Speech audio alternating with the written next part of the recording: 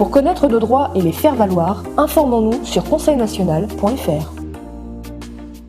Décrypter avec précision l'actualité, analyser l'information au quotidien, soit c'est rébarbatif mais incontournable pour déjouer les pièges du système, puis exploiter les failles de celui-ci pour enfin vous donner des réponses, des solutions juridiques garantissant votre protection et celle de vos proches. C'est en substance l'ouvrage du CNTF/CH et il faut être légion pour réaliser une telle tâche. Bonsoir aux personnes présentes pour cette émission, La France Libre. Bonsoir et merci à ceux que vous ne voyez pas mais sans qui l'on ne pourrait avancer dans notre démarche et surtout bonsoir à vous derrière l'écran. 30 minutes de France Libre tout de suite avec Philippe, avec Jean-Pierre, avec Bruno et Iota. Bonsoir messieurs dames. Bonsoir. Bonsoir à tous, bonsoir à toutes. Alors, en guise d'introduction, cette nouvelle semaine qui commence de Jeux Olympiques, après qu'une se soit passée derrière nous, eh bien, le bilan est déjà assez satisfaisant d'un point de vue strictement sportif, puisque la France, je crois, est au troisième au classement général. Des médailles d'or, en l'occurrence, ce qui est pas mal, hein, devant la Chine, qui est un immense pays, l'Australie, qui est un pays de sport, enfin, etc. Et donc, moi, je remarque aussi que certains de nos sportifs ont carrément soulevé la terre, quoi. C'est-à-dire que battre des records tels que ceux que bat Monsieur Marchand, Léon de son prénom, c'est exceptionnel, quoi, vraiment. Et puis pareil pour le judo, où on a une génération exceptionnelle également sur un terrain où ce sont d'habitude les Japonais qui font la loi. Et là, ça fait plusieurs Olympiades qu'ils doivent regarder passer sous leur nez les médailles d'or, à cause ou grâce à Monsieur Teddy Riner et à toutes les équipes de judo françaises qui sont excellentes. Donc sachons reconnaître les choses et applaudissons et ne boudons pas notre plaisir. L'État, par contre, lorsqu'il se mêle d'organisation, et c'est ce qu'il a fait, n'est pas toujours bien inspiré, puisque parmi les personnes qui ont pris le départ pour ce fameux triathlon où il y avait un passage de nage dans la Seine, décidément, il y a des inconvénients, des effets secondaires, hein. Se baigner dans la Seine peut être un effet secondaire négatif. Il paraît que depuis 1100 ans, la baignade en Seine est interdite d'ailleurs, hein. Donc on a voulu faire une exception. Et mal nous en a pris, puisqu'il y a des athlètes, notamment belges, qui sont malades, hein, tout simplement, et qu'il va falloir soigner efficacement pour les ramener à leur meilleur niveau, on espère en tout cas, pour eux. Voilà, donc il n'y a pas eu mort d'homme, comme on dit, heureusement d'ailleurs, mais il y a eu des effets secondaires sur une décision moyenne. Voilà ce que je voulais dire, et je vais passer la main, ou la parole plutôt, à notre ami Bruno. Oui, Philippe, moi je voulais rajouter ce que tu viens de dire, que la moisson de médailles pour la France serait bien plus grande encore si les athlètes avaient de quoi vivre. Parce que beaucoup d'athlètes ont énormément de mal à joindre les deux bouts, à vivre de leur sport, sauf quand ils sont au plus haut niveau. Et donc c'est là que le Conseil national de transition français canal historique peut intervenir grâce à la RVB, ressources vitales de base, de 1 500 € à partir de 16 ans, qui permettra à la fois aux sportifs, aux athlètes et aussi aux artistes de pouvoir s'exprimer et de pouvoir réaliser ce qu'ils ont à faire, parce que la plupart du temps, c'est souvent par manque d'argent qu'ils n'arrivent pas, malgré leur talent et malgré leur capacité, à percer et à réussir. Donc ce que je dis est valable pour le sport et est valable aussi pour les artistes. Voilà ce que je voulais rajouter. Très bien, merci Bruno. Le 5 août 2024, eh bien c'est aujourd'hui. Comme thème, nous allons développer ceci. Allemagne, procès à venir sur la Vax. Et pour introduire ce sujet, eh bien je vous propose l'actualité en images qui justement parle de la Vax. La grande pandémie de grippe de 1918 a été provoquée. Et les vaccins qu'ils vendaient pour protéger les gens étaient ceux qui les tuaient. Si vous vaccinez un individu contre quelque chose, il est potentiellement et exponentiellement plus probable qu'il développe la maladie en question, pour laquelle le vaccin est censé le protéger. Si quelqu'un vacciné contre quelque chose, l'hépatite B par exemple, ne la développe pas, c'est parce qu'il a un système immunitaire fort à ce moment-là. Elle est latente, oui, comme tant d'autres maladies, mais ne se développera pas tant qu'elle ne sera pas compatible avec un événement négatif comme une surcharge émotionnelle combinée à une dépendance à l'alcool, qui en elle-même provoquerait une baisse des défenses centrées sur la région du foie, développant ainsi l'hépatite B comme résultat. Si on entend ces cas, ils sont supprimés. C'est la première chose. La deuxième est que les cas se développeront en quelques jours ou heures après le vaccin, rarement après, entrant dans le domaine des excuses médicales des effets secondaires normaux. Exemple de cela est la mortalité élevée des filles après l'application du vaccin contre le papillomavirus. Dans le cas de l'hépatite B, ce n'est pas aussi évident que dans le cas du papillomavirus ou de la grippe. Le vaccin contre la grippe a près de 100% de chances que la personne vaccinée souffre de grippe dans les jours suivant le vaccin. Le principe de Louis Pasteur fonctionne, mais comme dans tant d'autres cas, cela dépend de chaque micro-organisme pathogène, où les viraux seront toujours plus difficiles à réaliser comme vaccin par rapport à ceux d'origine bactérienne. Cela se produit presque toujours juste après le vaccin, mais cela se produit aussi des années plus tard, mais le fait que cela ne se produise pas n'est pas grâce au vaccin, c'est grâce au corps lui-même. Les personnes et les animaux non vaccinés sont 400 à 500 fois plus en bonne santé que la population vaccinée. Les vaccins provoquent également une baisse de l'efficacité du système immunitaire de la personne en question, la rendant plus sujette à contracter des maladies plus facilement, des maladies qui n'ont rien à voir avec le vaccin initial. Une personne qui s'est fait administrer le vaccin triple viral, vaccin, depuis son enfance sera exponentiellement plus vulnérable à toutes les autres maladies. Ainsi, si quelqu'un est vacciné contre le papillomavirus, il sera plus vulnérable à l'hépatite B et à la grippe, etc. Le système ne souhaite pas avoir des humains en bonne santé, mais les souhaite dépendants des médicaments allopathiques, pour des raisons de profit économique, des entreprises pharmaceutiques. Des images qui nous renforcent dans notre volonté de ne surtout pas se faire vacciner. Voilà, donc des images qui sont typiquement, et surtout des commentaires aussi, qui sont typiquement ce que l'on appelle complotistes et que nous appelons désormais vériplotistes.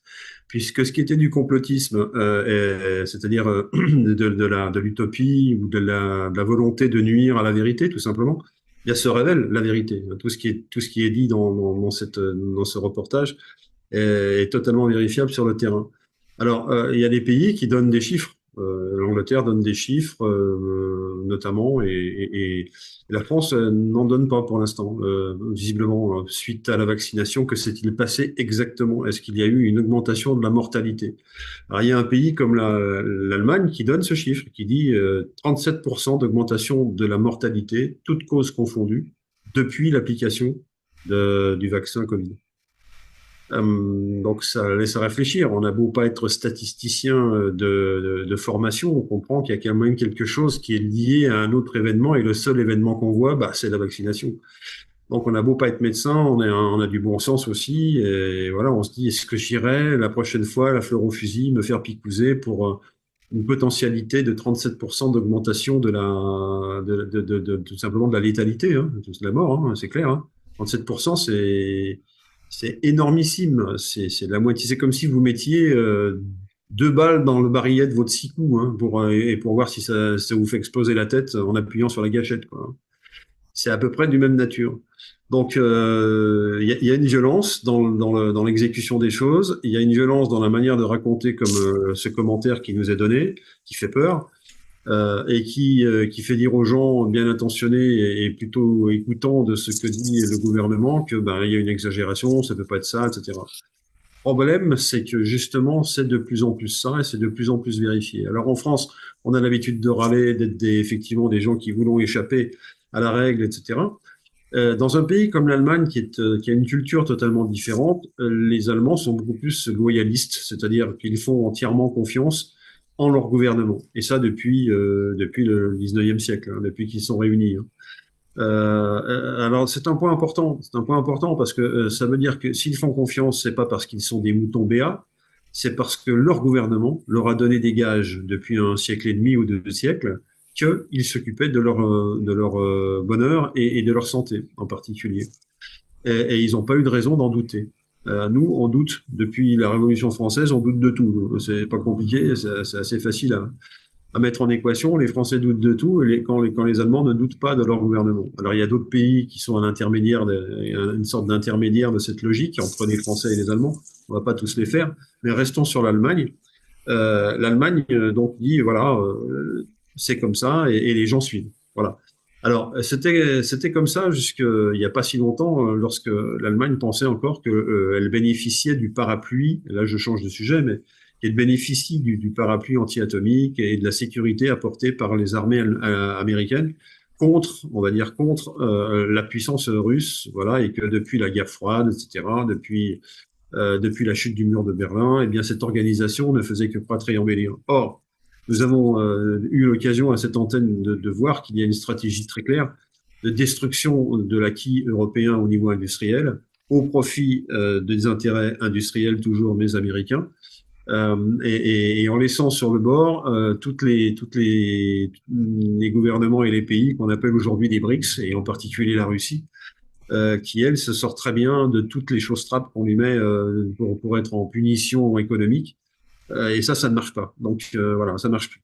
Et puis cerise sur le gâteau, à un moment donné, boum, explosion du Nord Stream 2 et du Nord Stream 1 d'ailleurs, me semble-t-il, qui sont deux gazoducs énormes qui traversent la Baltique et qui ont été explosés sous la Baltique. Alors, il n'y a pas fallu longtemps pour être certain à 100% que cet acte de sabotage avait été commis soit directement, soit indirectement par la CIA, par les États-Unis d'Amérique. Bon, à partir de là, les Allemands, qui ont l'habitude de faire confiance à leur gouvernement, se sont posé des questions.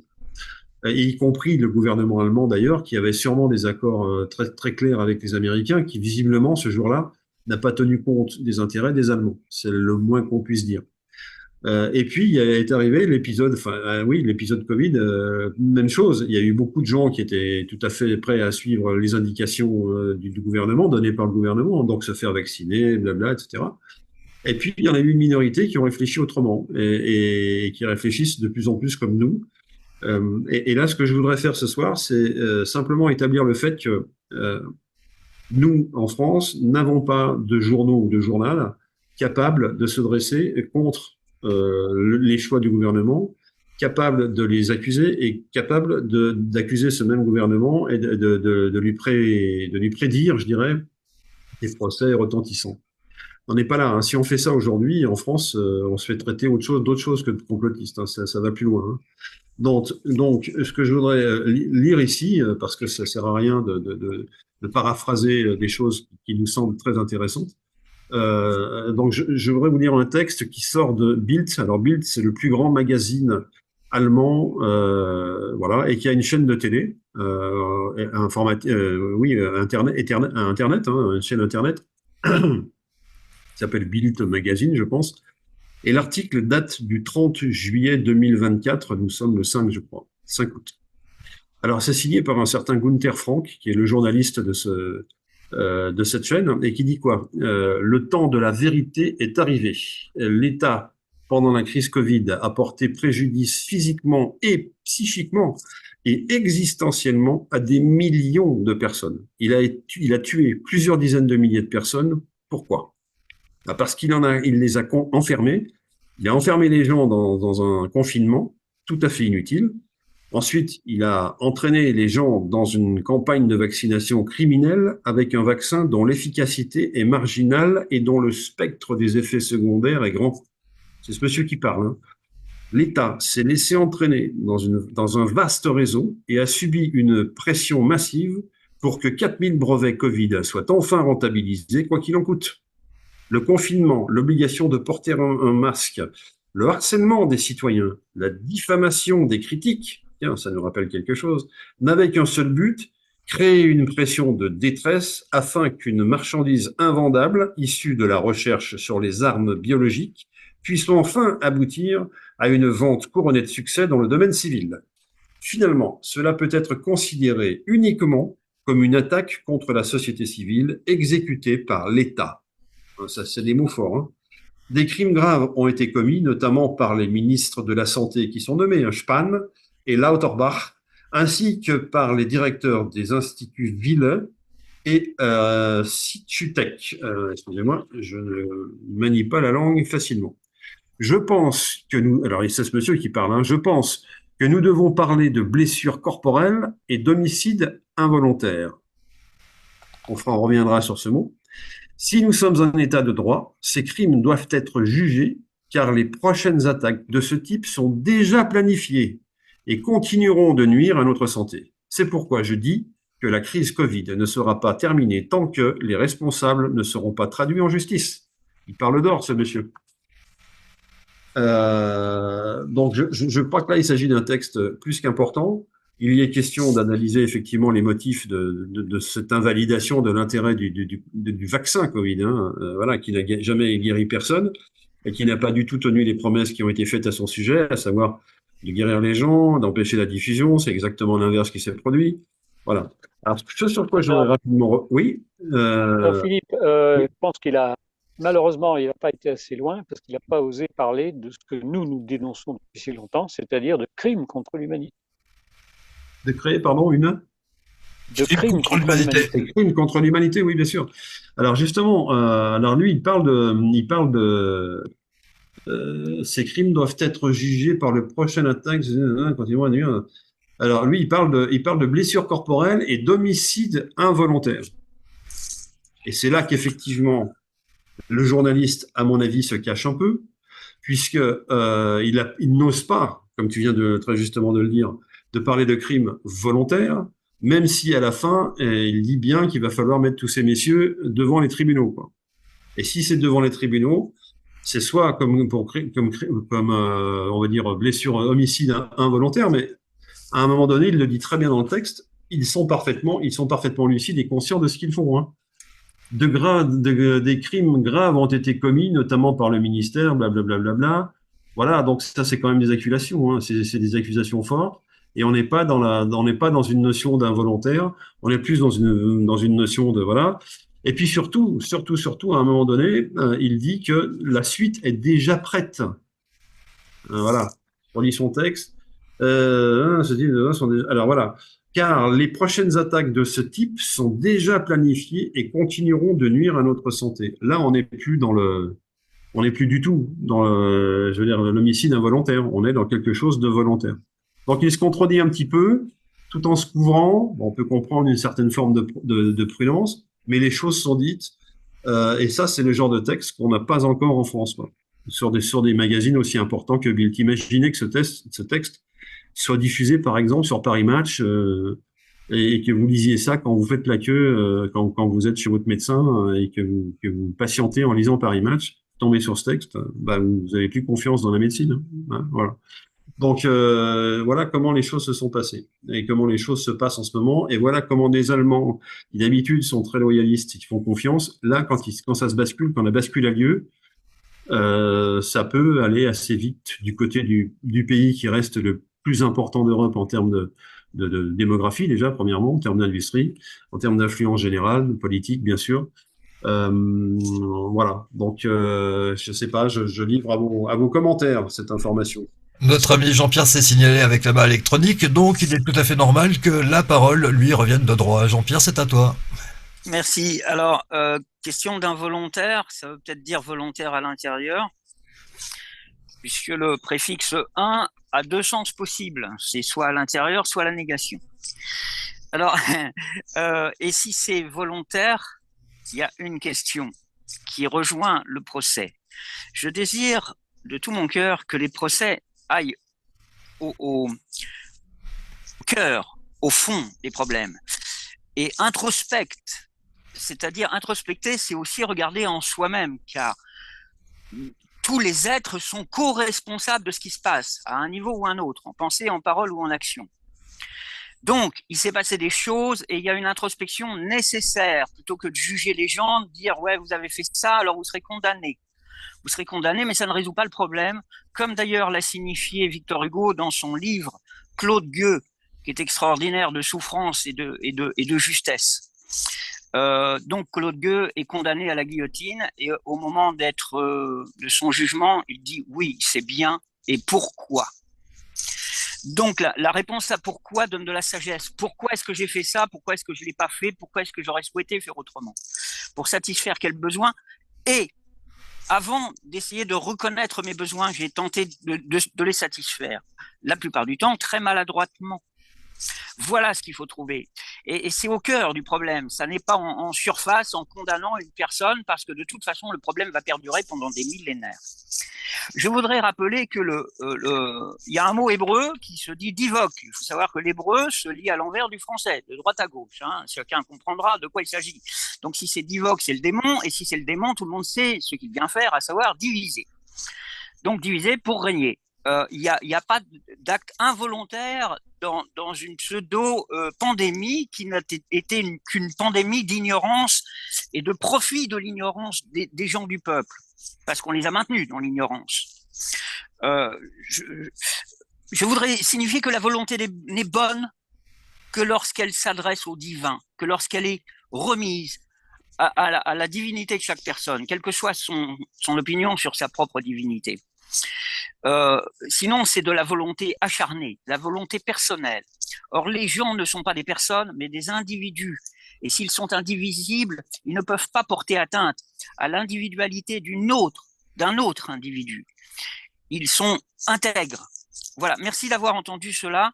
Je vous souhaite une bonne intégrité avec vous-même, à chacun et à chacune, et pour tous. Merci Jean-Pierre. Est-ce que Yota veut dire quelque chose? Bien sûr. Philippe, quand je pense à tout ce qu'on dit et le temps qui est passé, puisque ça fait maintenant 4 ans bientôt que nous avons vécu cette période de vaccination, quand je pense à tout ça, je reste toujours persuadée dans notre programme de démocratie qu'il faut vraiment créer des tribunaux, il faut vraiment les juger, ces personnes. Évidemment, le procès von der Leyen à Bruxelles a capoté. Madame n'a pas voulu venir. Le monsieur va continuer à faire appel, mais il a déjà dû faire appel. Donc, cette dame ne s'est jamais présentée. En plus, elle est réélue à la tête de l'Europe.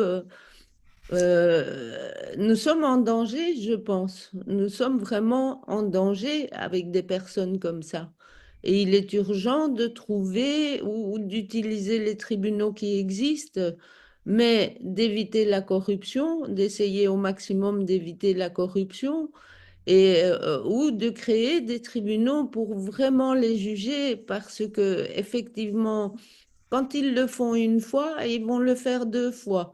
Et comme je vous raconte dans la démocratie et dans nos émissions, l'oligarchie, ça fait des millénaires qu'elle utilise des systèmes pour maintenir le peuple un peu comme du bétail.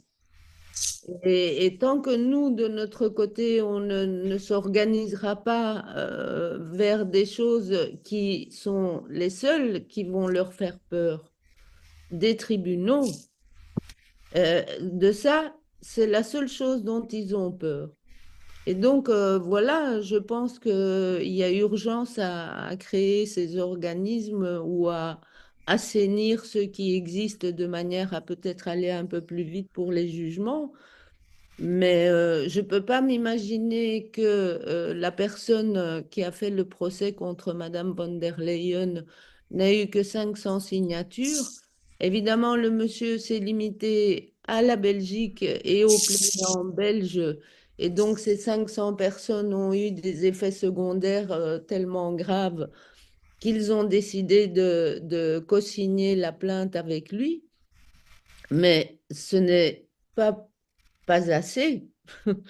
Il faudrait des tribunaux où il y a des participants avec des majorités, de sorte que le tribunal puisse se passer correctement. Voilà les amis. Autrement, je ne vois pas de solution. À mon avis, ils vont continuer dans cette lancée-là, comme ils ont toujours fait hein, depuis des millénaires. D'ailleurs, Iota, il faut effectivement des tribunaux. Le problème, c'est que les tribunaux, ils existent, mais que ce sont les juges qui sont soit corrompus, soit membres de l'oligarchie, soit membres de certaines sectes, et qui n'ont pas une véritable justice. Donc, c'est pour ça qu'au Conseil national de transition français, canal historique, on a prévu qu'au moment de la transition, les juges seront à la fois, donc d'une part, ne sont plus nommés par l'État, donc pour préserver totalement la séparation du pouvoir, mais qu'en plus de ça, ils seront automatiquement assistés par des personnes du peuple. Oui, après le fonctionnement, Bruno, c'est surtout que les populations, et là, évidemment, ça concerne toute la planète, hein, puisqu'ils ont quand même vacciné plus de 4 milliards de personnes. Donc là, ce qui est important, c'est surtout, même avec des erreurs, je le dis toujours, mais de s'activer que les populations prennent conscience que c'est les tribunaux qui vont nous donner un résultat. C'est les seuls aptes à pouvoir nous donner un résultat, à faire cesser ces malversations de la part de l'oligarchie et surtout ne pas en faire hériter nos enfants de toutes ces histoires-là. Donc voilà, de quelle manière que ça se passe, Bruno, l'essentiel, c'est la prise de conscience dans les populations qu'il faut mettre ce projet-là comme priorité dans tout ce que nous avons à faire. Il y aura tôt ou tard, Iota, des juges qui prendront eux-mêmes conscience et qui commenceront à bouger. C'est ce qui doit arriver tôt ou tard, parce que les juges normalement doivent être indépendants et juger au nom du peuple et pas au nom d'une oligarchie ou au nom de certains lobbies ou de certains groupes de pression. Mais logiquement, c'est les juges qu'on devrait juger d'abord, parce que c'est eux qui donnent leur accord au Parlement pour qu'on on nous incruste des choses qui n'ont pas été vérifiées. J'ai bien rigolé là tout à l'heure avec la réflexion de Jean-Pierre qui disait que les plongeurs, avant de plonger dans la Seine, ils auraient dû vite leur faire un petit vaccin. Ils sont très forts hein, pour faire des vaccins dans un temps record, quoi. Et donc là aussi, on voit la corruption, évidemment. Et en 2 mois, ils avaient préparé 4 milliards de vaccins. C'est quand même assez fort, quoi. Donc voilà. Mais sérieusement, je pense que c'est vers les procès que nous devons nous diriger. Ben voilà, donc ça c'est la morale du texte d'allemand que je viens de lire, hein, c'est-à-dire qu'il va y avoir des procès visiblement, hein. Il y a déjà Monsieur Fulmich, qui est un Allemand, justement un avocat, qui subit les foudres de la justice allemande pour les raisons qu'on vient d'évoquer, c'est-à-dire que les juges, plutôt que de répondre à sa demande d'attaquer tel ou tel sur la vaccination, le charge de tous les maux de la terre. C'est juste s'il n'est pas trafiquant de drogue, ce monsieur, d'après ces messieurs. Et en tout cas, le temps qu'il vérifie qu'il ne le soit pas, ça fait passer du temps et ça le décourage, évidemment. Et pendant ce temps-là, il fait des séjours en prison. Donc, il faut s'attendre à ce que la bête réponde, hein, tout simplement, hein. Ce que j'appelle la bête, c'est l'organisation de la justice, tout simplement, qui elle-même répond au gouvernement, qui lui-même répond à des gens qui sont au-dessus que nous ne connaissons pas forcément.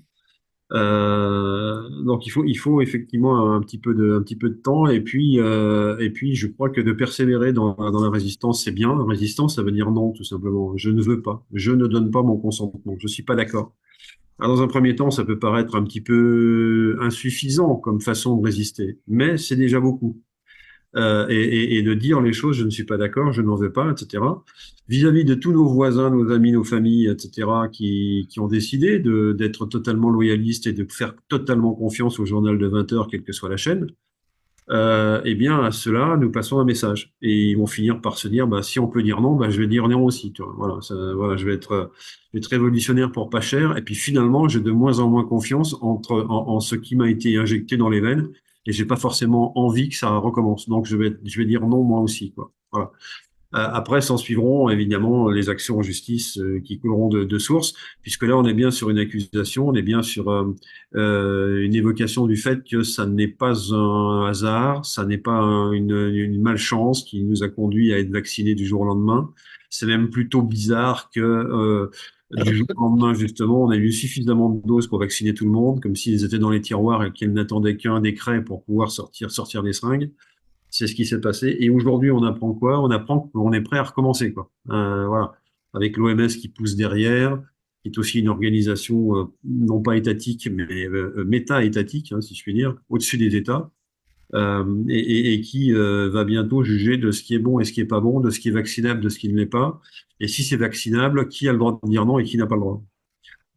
Donc c'est un monde totalitaire. Il n'y a pas d'autre façon de dire les choses. Petite info, Philippe, Oui. les trois quarts de la budgétisation de l'OMS, c'est Bill Gates. Oui, oui, oui, oui. Bill Gates fait partie des généreux donateurs, effectivement. Il a les trois quarts de donation. Oui, oui, puis il est lui-même chapeauté par d'autres. Et effectivement, on est face à une organisation mondiale dont on connaît quelques noms. Alors certains pourraient être rassurés, parce que les gens se disent, si Bill Gates a réussi dans l'informatique, il va forcément réussir dans la meilleure façon de nous soigner si nous sommes attaqués par une pandémie. Voilà, ça c'est raisonné comme si M. Bill Gates était gestionnaire de nos intérêts personnels. C'est donc commettre une erreur au départ, hein, dans les prémices de l'affirmation. Voilà. Donc, on en est là, on en est à l'attente de ces fameux procès. Pour l'instant, nous avons effectivement l'exemple de Madame von der Leyen qui refuse tout simplement, refuse d'aller subir les foudres de la justice. Par contre, on a quelques succès quand même avec la justice. Monsieur Netanyahou, notamment, a été mis en demeure de bien vouloir arrêter de massacrer les gens à Gaza par la Cour européenne de justice, ni plus ni moins. C'est quand même la cour la plus au sommet, il n'y a pas au-dessus, quoi. La Cour de justice internationale, me semble-t-il d'ailleurs, c'est même plus que ça. Et donc, oui, et non. Et les juges courageux arrivent à poser effectivement sur la table des affirmations importantes, des accusations importantes et des sentences, comme ça que ça s'appelle. Et en face, on a des gens qui disent non, viens me chercher, quoi. D'ailleurs, un jour, M. Macron l'a dit, ça, qu'ils viennent me chercher. Et M. Netanyahou, c'est exactement ce qu'il est en train de faire aussi, qu'ils viennent me chercher. Donc on est sur des dialectiques mafieuses. Ça, c'est des termes c'est même pas des termes de sportifs, c'est des termes de mafieux. Venez me chercher si vous osez, quoi. C'est ça, hein. C'est le défi, c'est la mise en demeure, le défi. Et ce défi-là, pour l'instant, personne ne le relève, mais la masse des gens qui commencent à douter sérieusement de l'intérêt de continuer avec certains gouvernements en Europe en particulier, cette masse-là, elle a tendance à grossir. Et ces soi-disant gouvernants autoproclamés ne peuvent pas prétendre durablement diriger un ensemble de personnes qui pédalent dans l'autre sens, quoi, qui ne veulent plus de leur intervention. Donc voilà, c'est une problématique vieille comme le monde. Est-ce que le peuple va se laisser faire en baissant la tête, ou bien est-ce qu'il va se relever et dire non? Alors soit et faire peur, parce qu'il n'y a que sous l'effet de la peur que ces messieurs se dessaisiront du pouvoir. Alors, ce qui est de toute façon faire peur, ça, c'est pas à moi d'en juger. On plongera pour ça dans l'histoire. Mais je crois que là, on est en face avec une vraie nouveauté, c'est-à-dire qu'on a eu dans l'histoire à affronter une oligarchie de nature aristocratique, et qui avait des valeurs, qui avait des principes. Certains étaient devenus un petit peu exagérés, même beaucoup, et c'est ce qui les a conduits à là où sont arrivées les choses. Mais là, aujourd'hui, on est sur un contexte très différent. Je pense qu'au contraire, on a affaire à des personnes qui nous connaissent très bien, alors que sous l'Ancien Régime, les aristocrates connaissaient le peuple très mal. C'est une des choses. Après, la deuxième chose, c'est que il y a une volonté évidente d'étouffer, de tuer, d'amoindrir, de limiter, etc., sans que les victimes en prennent conscience. Donc la prise de conscience, c'est effectivement une démarche importante et urgente. Il faut la faire maintenant. Sinon, si on ne prend pas conscience d'un certain nombre de choses, on va continuer de laisser filer la ligne, comme on dit, et on va mériter tout ce qui va nous arriver. Alors, je ne suis pas non plus à me verser de la cendre sur la tête en me disant « Mon Dieu, je n'ai pas fait ce qu'il fallait pour mes enfants. Je suis le premier des coupables. » Non, avant d'être des coupables, nous sommes des victimes. Et avant d'être des coupables, nous sommes des gens à sauver, quoi. Hein, voilà. Donc, il n'y aura pas de sauveur. Le sauveur, il est en nous. C'est ce qu'on a souvent dit et on le répète. La seule chose qui va nous aider, c'est de prendre la bonne conscience des choses. Et à partir de là, les choses basculeront. Voilà. Et l'exemple du courrier que nous venons de lire, sur cet exemple allemand, me semble emblématique de la suite. Il faut s'attendre à des suites pays par pays avec les mêmes types de textes, traduits soit tels quels, soit repris d'exemples, et qui circuleront partout en Europe, partant du principe que ce qui est vrai pour l'Allemagne ne peut pas être autrement que vrai pour la France, vrai pour l'Angleterre, l'Espagne, l'Italie, enfin toute l'Europe, tous les pays d'Europe individuellement. Autrement dit, on ne pourra pas être poursuivi judiciairement en France, par exemple, pour avoir dit des choses qui n'ont posé aucun problème juridique en Allemagne. Ça, c'est un fait important également. Hein. Donc voilà. Donc, ou en tout cas, sauf à démontrer que l'Europe, dans leur esprit, n'existe que quand il s'agit de gérer leurs intérêts, et n'existe plus quand il s'agit de dire la justice pays par pays. Voilà. Jean-Pierre, si tu veux bien prendre la parole, elle est à toi. Oui, alors je me suis posé une question que je ne me suis pas posée. J'ai eu des milliers d'occasions de répondre à cette question. Qui invente les virus informatiques? Est-ce que ce ne sont pas ceux qui nous fournissent les solutions, à savoir un certain personnage qui a déjà été nommé? Alors, s'ils inventent des virus informatiques, peut-être inventent-ils des virus pour attaquer les humains. Et les virus, je rappelle son sens original du mot virus, ça veut dire poison. Ça ne veut pas dire un espèce de truc que personne n'a vu, même pas au microscope, et qu'on a seulement reconstitué par ordinateur. Donc ça veut dire poison, le virus. Et des poisons, il y en a plein. Hein. Il y en a même dans les médicaments. Dans les enrobages de surface, il y a des métaux lourds pour donner de la couleur, hein, pour que ce soit rouge, bleu, jaune, etc. Donc des métaux lourds. Et puis après, on envoie des ondes parce que les métaux lourds, ils se rassemblent en fonction des ondes qu'on émet. Alors, ils font des caillots plus ou moins gros dans le corps. C'est très agréable. Hein. Je voudrais revenir sur les causes de la maltraitance. Il y a un triangle que presque tout le monde connaît maintenant parce que c'est difficile de persévérer à rendre le peuple ignorant vu qu'il y a Internet maintenant et des tas de bouquins et que les gens réapprennent ensemble à lire, à écrire et à comprendre plusieurs langues. Les causes de la maltraitance, le triangle dramatique, la victime, le bourreau et le sauveteur. Alors on vient nous sauver, puis après, on nous empoisonne par derrière. C'est normal, c'est le triangle dramatique. Alors pour sortir de ce triangle, on n'en sort pas d'ailleurs, on va juste au cœur du triangle, à savoir reconnaître que je prends tour à tour les trois facettes et à un moment donné, lâcher le combat avec chacune des facettes et passer au triangle vertueux qui est j'accepte de vivre et je protège la vie, particulièrement la vie des plus humbles et des plus fragiles. Voilà, j'en reviens aussi sur le fait que des gens montrent une extrême bonne volonté, comme ce fameux personnage qui a été nommé, et qui donne des solutions à des virus qu'il aurait peut-être lui-même inventés, je ne sais pas. La volonté n'est bonne que si elle est confiée à sa propre divinité.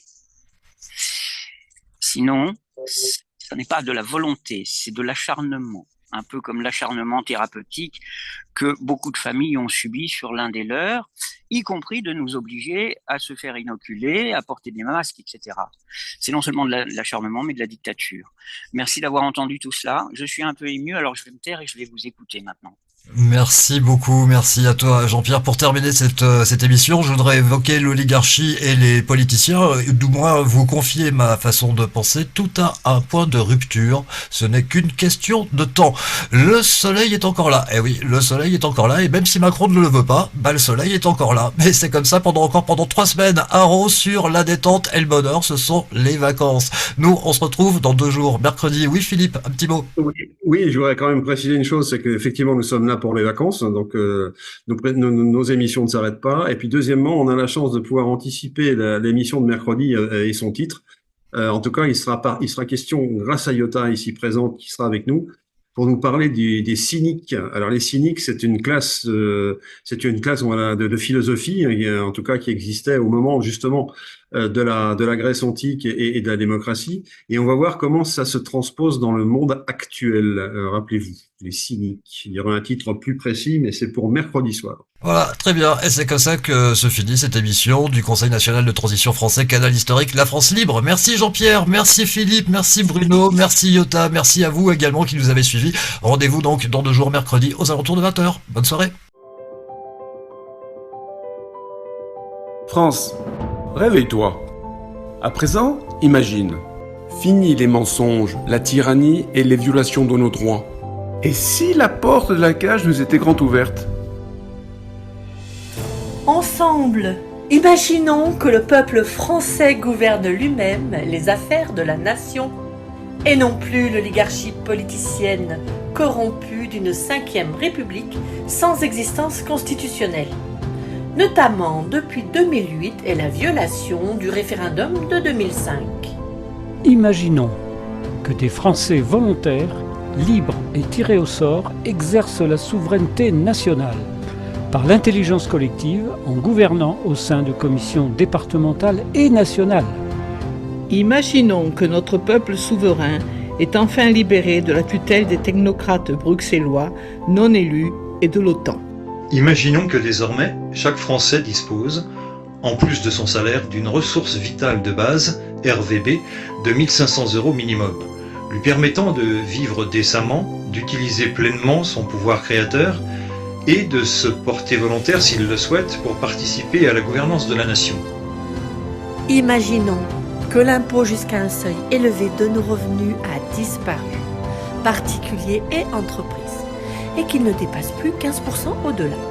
Imaginons que le ciel bleu, les rivières, la mer et la terre de notre France sont redevenus limpides et purs. Imaginons que nous profitons tous d'une bonne santé jusqu'à un âge avancé, en prévenant toute maladie grâce à une médecine ouverte aux techniques alternatives et non plus soumise à la domination du tout médicament. Imaginons que chaque Français est autonome et produit toute l'énergie dont il a besoin, dans un habitat spacieux, confortable et favorable à l'harmonie de son foyer. Imaginons que notre pays est indépendant en énergie, en industrie, en agriculture, en réseau numérique et que les médias offrent une information exacte.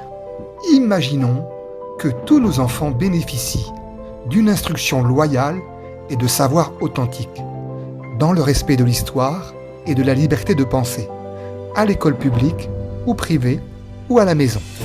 Imaginons une vraie justice indépendante et contrôlée par les citoyens, une administration enfin simplifiée et des gardiens de la paix au service du peuple et non plus au service de gouvernants autocrates.